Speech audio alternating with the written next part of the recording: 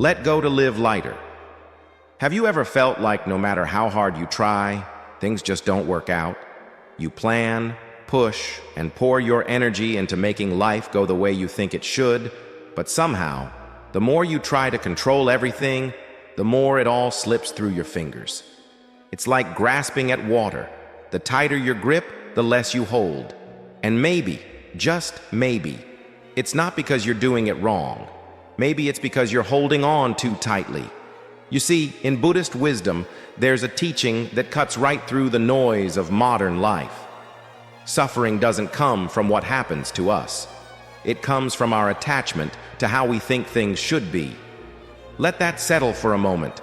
We're taught from a young age that control equals safety. That if we plan enough, work hard enough, strive constantly, we'll finally feel secure, at peace, fulfilled. But the truth is, life doesn't always follow our timeline, and the more we try to force it, the more resistance we create inside ourselves. This isn't about giving up or being indifferent. It's about freeing yourself from the heavy chains of unrealistic expectations, the ones that whisper, "You should have been further by now," or "You have to fix this right now." Letting go isn't apathy, it's wisdom. It's the quiet strength of saying, "I'll show up with love, I'll do my best, and I trust the rest." Think about this. How much of your stress today is coming from trying to control something that isn't yours to control? A relationship, a result, someone else's opinion. What if peace isn't something you chase after, but something you uncover when you stop standing in your own way? Because here's what happens when you begin to let go, not of effort, but of attachment. Life slowly starts to fall into place. It's not magic, it's not overnight, but it's real, like fog clearing from a window. The moment you stop wiping at it frantically, it begins to settle on its own. So take a breath, right here, right now.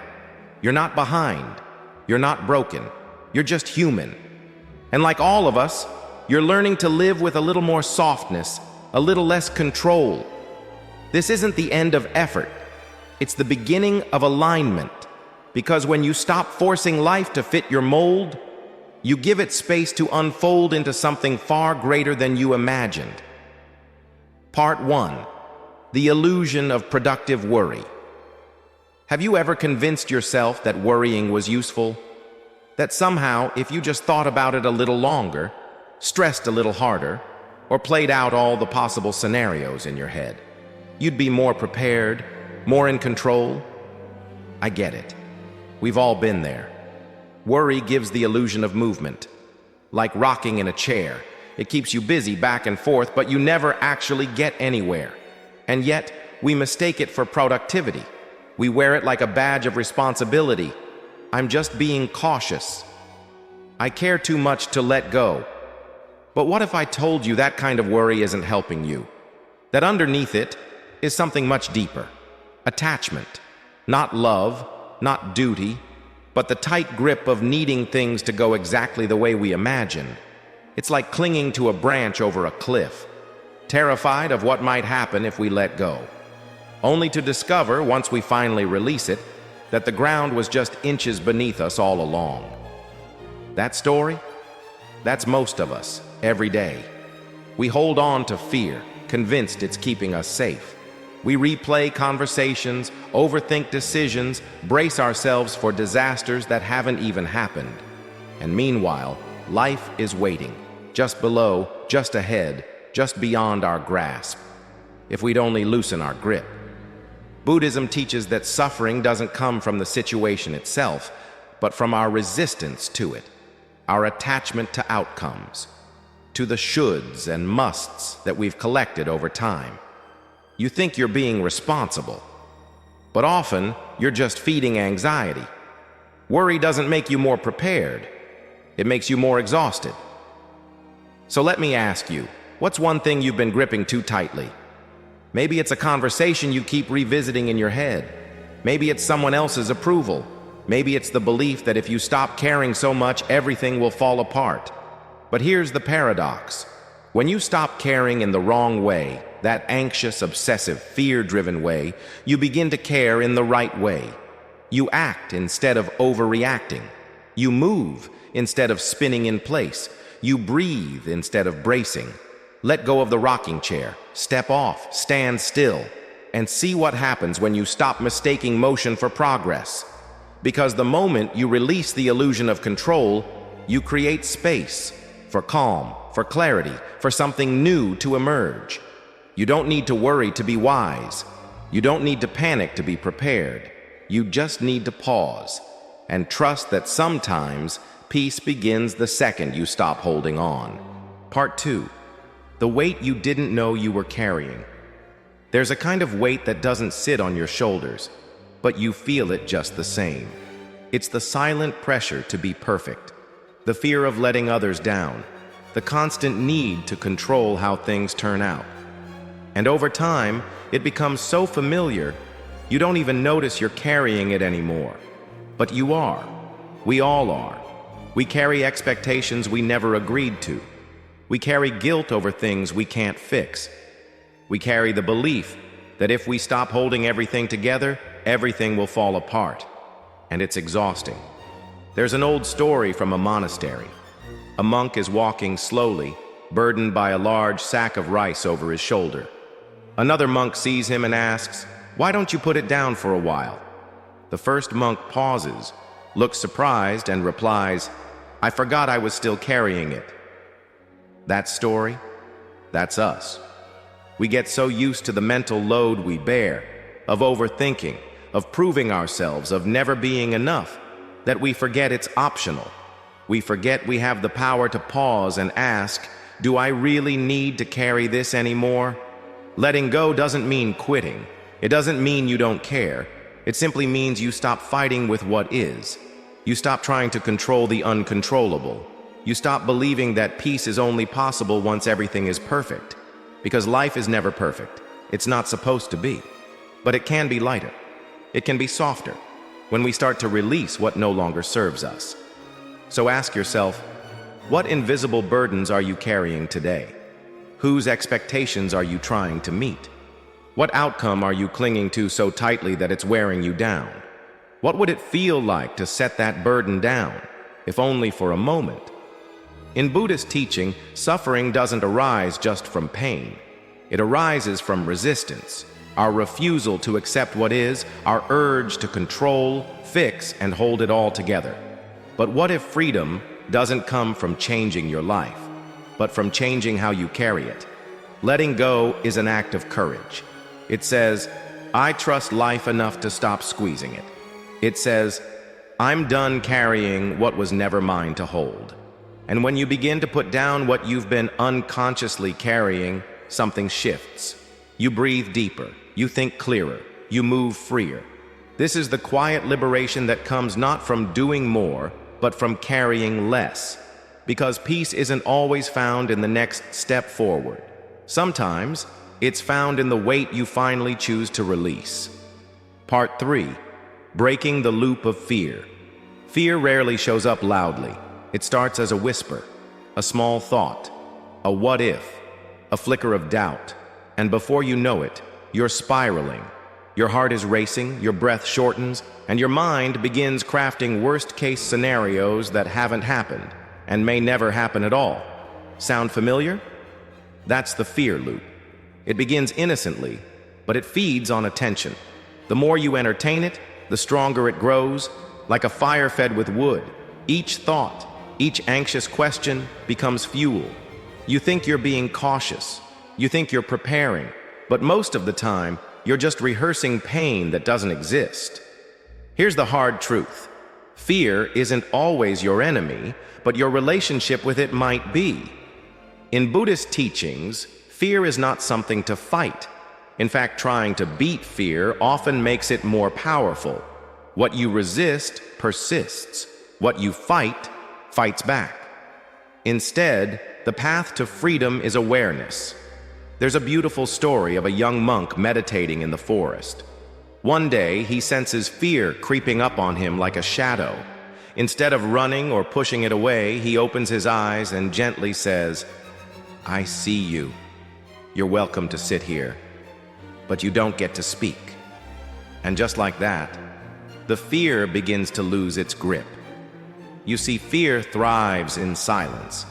Not the peaceful kind, but the kind where we don't acknowledge it. But when you name it, when you say, "Ah, this is fear," you disarm it. Because you are not your fear. You are the one watching the fear. So the next time it arises, don't fight it. Don't run. Just notice it. Treat it like a guest, one you didn't invite, but who doesn't get to rearrange the furniture of your mind. Ask yourself, is this fear based on truth or just an old habit of my mind? Is anything actually happening right now? Most of the time, the answer is no. You're safe. You're breathing. The storm is only in your head. And here's what happens when you stop feeding the fire. When you stop fueling your fear with attention and belief, it burns out on its own. You regain clarity. You return to the present. Fear loses power when it's seen, not avoided. So next time fear whispers, don't cover your ears. Don't try to silence it with noise or distractions. Just listen, label it, and let it pass. You are not the storm. You are the sky that watches it come and go. This is how you break the loop. Part 4. The illusion of problems. Have you ever caught yourself spiraling over something that, on second thought, wasn't even real? Maybe someone didn't text back. Maybe a coworker gave you a weird look. Maybe there was a pause in a conversation, and suddenly your mind starts writing entire chapters of rejection, failure, or disaster. But here's the thing. Your mind is a storyteller, not a mirror. It doesn't just reflect what's real. It creates meaning, weaves narratives, and builds mountains out of moments. And most of the time, it's not doing it maliciously. It's trying to protect you, trying to keep you one step ahead of danger, rejection, or regret. But in doing so, it often drags you into battles that don't even exist. Think about it. How many times have you felt anxiety over something, only to realize later that nothing was actually wrong? You were just stuck in a story your mind created. This is what Buddhist philosophy gently invites us to see. Suffering doesn't arise from the events themselves, but from how we interpret them. You receive a short message and your brain fills in the blanks. Did I say something wrong? Are they mad at me? What if I messed it all up? But what if the person was just tired, busy, distracted? What if it had nothing to do with you at all? So here's a question to ask yourself when you feel overwhelmed. Right now, in this very moment, is anything truly wrong? Not yesterday, not tomorrow, but now. Are you safe? Are you breathing? Are you okay? Because most of the time, the answer is yes. And yet, we're not living in the now. We're living in a mental simulation, a world made of assumptions and projections. It's like watching a suspense movie, heart pounding, only to remember you're not in the film. You're sitting in a theater. None of it is actually happening. The goal isn't to stop thinking. It's to see thinking for what it is, a tool, not the truth. A cloud drifting through the sky, not the sky itself. When you remember that your thoughts are just thoughts, not facts, you begin to reclaim your peace. You don't have to believe every anxious narrative. You don't have to solve problems that don't exist. You just have to pause. Come back to your breath. Come back to now. Because here, in this moment, there is often nothing to fix. Just something to notice, something to let pass. You are not your worries. You are not your what-ifs. You are the awareness watching it all. And that, my friend, is a powerful place to stand. Part 5. The power of the pause. Have you ever felt mentally drained, even though you didn't do anything particularly difficult that day? It's not because your brain is broken. It's because it never got a break. You see, the mind doesn't get tired from thinking too much. It gets tired from never stopping. From the moment we wake up, we're absorbing information, responding to messages, worrying about what's next, and rehashing what went wrong. We scroll, we swipe, we multitask constantly. But when was the last time you just paused and did nothing? There's an old metaphor that describes this beautifully. Imagine a glass of water filled with dirt. As long as you keep stirring it, the water stays murky. But the moment you set it down and let it rest, the dirt begins to settle. Clarity returns. Your mind is no different. Stillness isn't the absence of movement. It's the space where true insight can arise. When you pause, even just for a breath, you interrupt the loop. You shift from reacting to responding. Most of us don't need more information. What we need is more stillness. And it doesn't have to be hours of meditation or a silent retreat. It can be as simple as one deep breath before you reply to that email. One moment of silence before you speak. 1 minute of sitting with yourself in the morning before reaching for your phone. These moments, small as they may seem, are acts of power. They're the space where your wisdom speaks. Because in stillness, you don't lose momentum, you gain perspective. Think about how many times you've said or done something in the heat of a reaction, only to regret it later. That's what happens when we live without pause. But the beauty of the pause is that it creates a gap. And in that gap, there's freedom. The freedom to choose your next thought, your next word, your next move. So ask yourself, when was the last time you paused? Not out of exhaustion, but out of intention. What would your day look like if you built in just a few sacred pauses? Not as an escape from life, but as a way to meet it more clearly, more calmly, more fully. In Buddhist tradition, stillness isn't laziness. It's awareness, it's presence, it's the art of returning to yourself. And sometimes, that one quiet moment is all it takes to reset the storm inside. Because life doesn't always need you to move faster. Sometimes it just needs you to stop stirring the water. Pause. Breathe. Let the clarity rise. Part 6. Peace is a practice, not a stroke of luck. We often think of peace as something that just happens, like a lucky moment on a quiet Sunday morning, or a rare day when everything finally goes according to plan. But what if peace isn't something you stumble into? What if it's something you build every single day? Peace isn't a lottery you win. It's a garden you grow. And like any garden, it doesn't thrive from one day of sunshine or one deep breath. It needs consistent care, small, quiet acts of intention. Most people think peace comes when life calms down. But here's the truth. Life rarely calms down. There will always be emails, deadlines, emotions, surprises. Waiting for peace to arrive is like waiting for the wind to stop blowing before you go outside. Instead, you learn how to stand in the breeze. In Buddhism, peace isn't found somewhere out there. It's something you cultivate inside, and it begins with tiny choices. 5 minutes of silence before checking your phone. A walk without headphones. A moment of gratitude when the day doesn't go your way. It doesn't sound like much, right? But these small rituals, they're like drops of water. At first, it seems like nothing, but over time, they nourish something deep within you. And just like a garden, you won't always see results right away. Some days will feel dry, some days stormy. But that doesn't mean your efforts are wasted. It means you're human. You don't need to practice peace perfectly. You just need to practice it consistently. Ask yourself, what have I done today to feed my inner peace? Not your to-do list, not your ambition, but that quiet space inside you that simply wants to breathe. If the answer is nothing, that's okay. This isn't about guilt. It's about remembering. Remembering that peace isn't passive. It's not something that shows up once everything else is done. It's a choice, a rhythm, a commitment to meet life from a steadier place. You don't need a perfect schedule to practice peace. You don't need to meditate for hours. You just need to pause with intention, a few minutes at a time. That's how peace grows, slowly, quietly, steadily, like the roots of a tree. So stop waiting for the noise of life to fade. Instead, become the stillness within it. Because peace isn't found, it's grown, one breath one pause, one step at a time. Part 7. You don't need all the answers.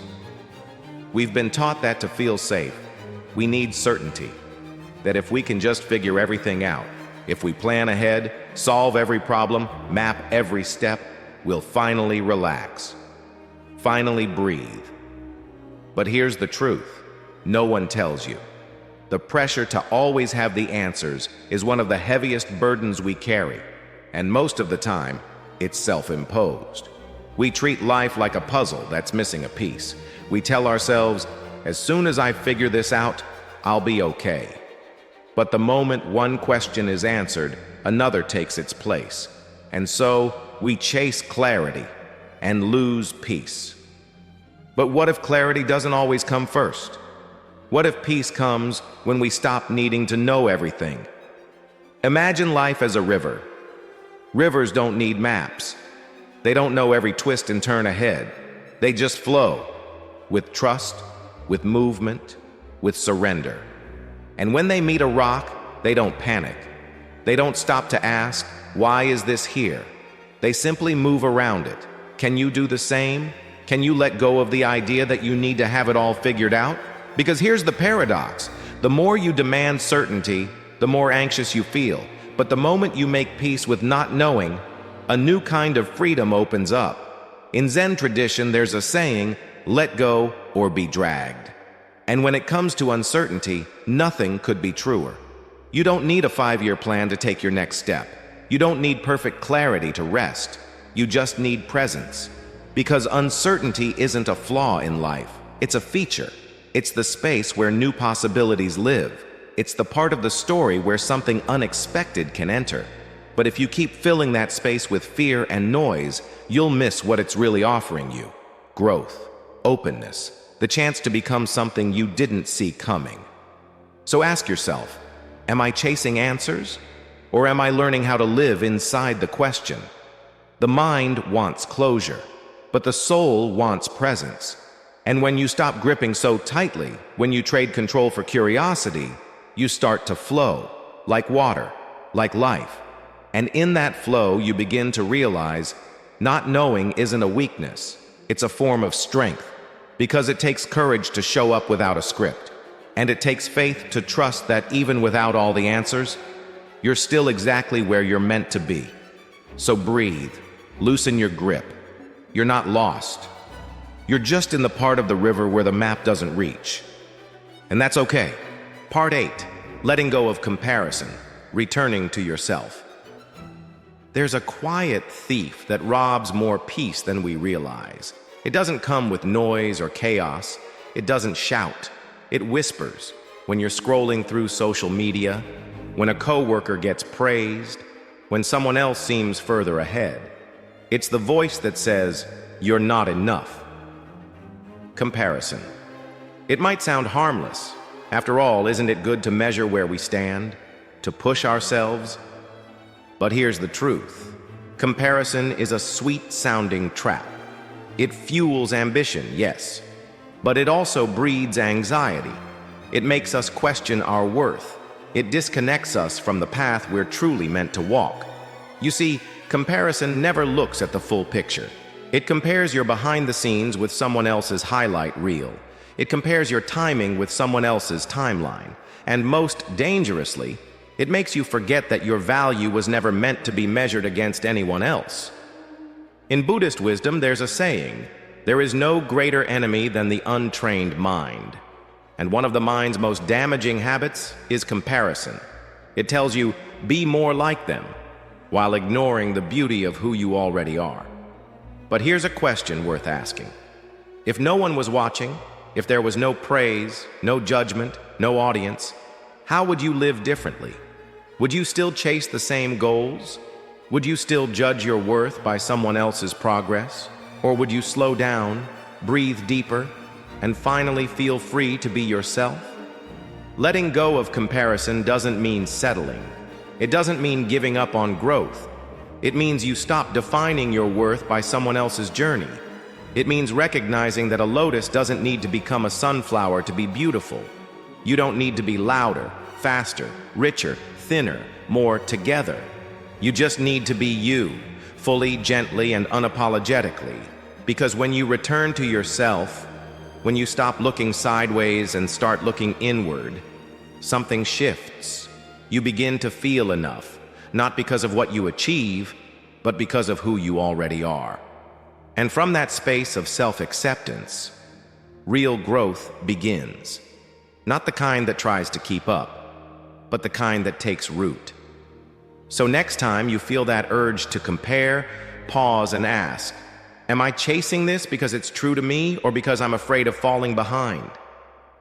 Your life isn't a race. It's not a competition.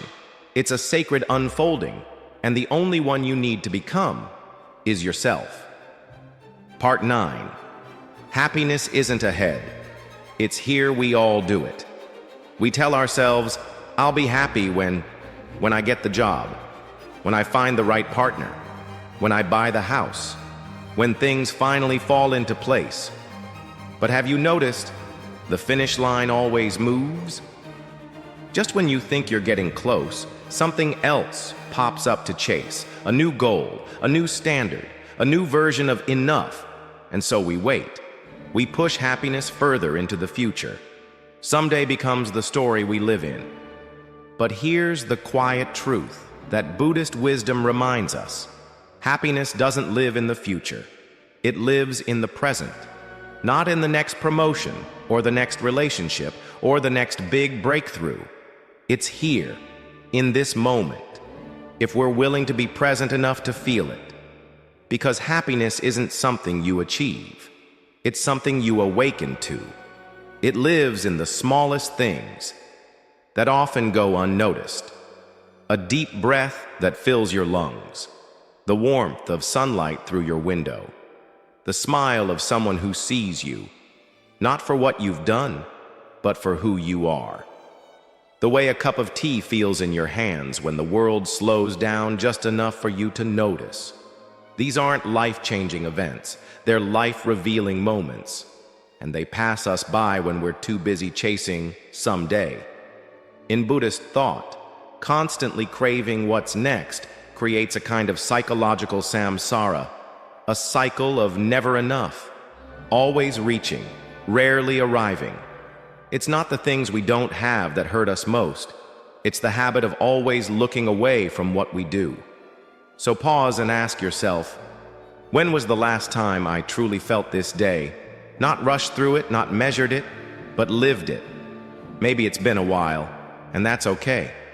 But here's the invitation. Come back. Not to some perfect version of your life, but to this one, to the heartbeat of now.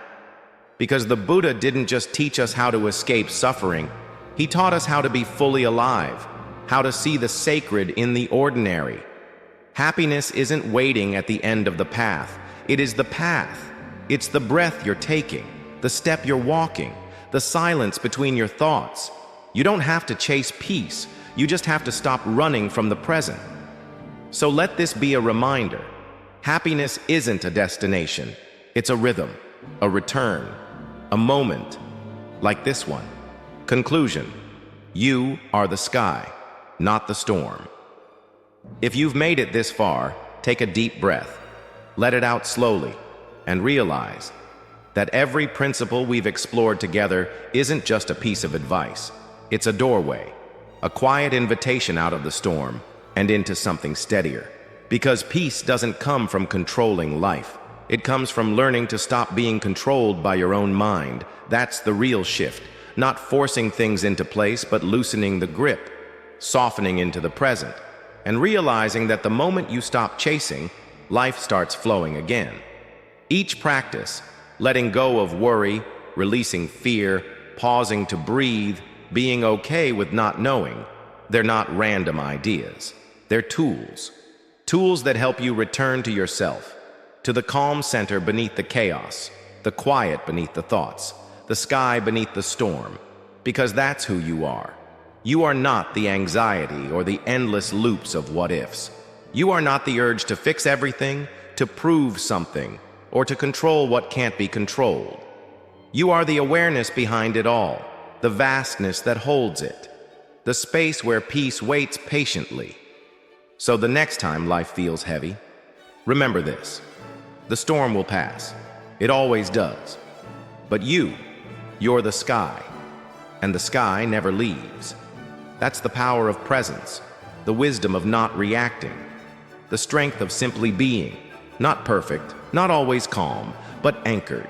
And from that anchored place, your life begins to shift, not all at once, but slowly, gently, in ways that matter most. So I'll leave you with a question. What spoke to you today? What part of this message felt like it was meant just for you? Let that be your starting point. You don't have to remember everything. Just take one truth with you. Carry it into your next breath, your next choice, your next moment. And if this message brought even a little stillness to your day, I invite you to share it. Let's spread this kind of wisdom, quiet, steady, real, in a world that so often forgets to pause. Subscribe to this channel if you'd like to keep walking this path together. We'll keep exploring Buddhist teachings, not as something ancient or distant, but as living truths for the modern world. Because peace isn't a destination, it's a daily return, and you're always welcome here. Until next time, stay grounded, stay aware, and remember, you are the sky, not the storm.